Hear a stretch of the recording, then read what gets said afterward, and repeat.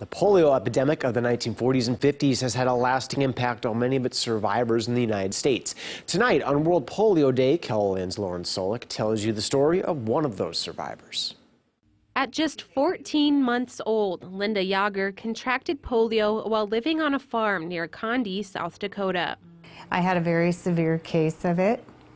It left me paralyzed all over my entire body, and I was hospitalized for a year and a half. She would go on to spend much of her childhood in surgery and therapy to gain her strength back, but now she's an active woman. Anyone that knows me will tell you that I very rarely sit down.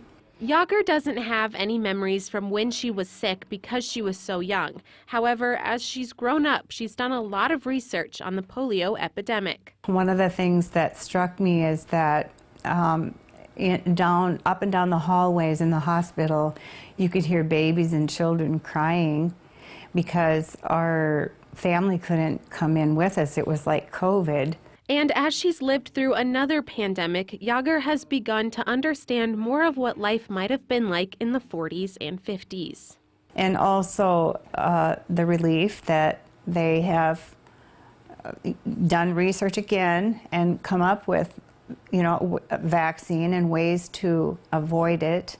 Yager now lives in Hartford with her husband Brad and 3 cats. She has 3 daughters, each in the medical field. And with every surgery that I've had, usually there's a 3-month time frame where I'm not able to get up and walk.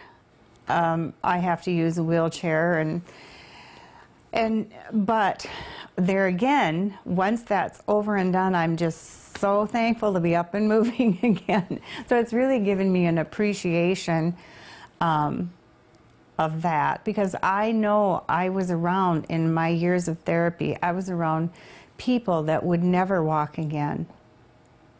So I learned to appreciate. In Hartford, Lauren Solik, KELOLAND News. Yager was also the poster child for the March of Dimes in 1952. The organization, started by President Franklin Roosevelt, helped raise money for families who needed help with their medical bills during the polio epidemic.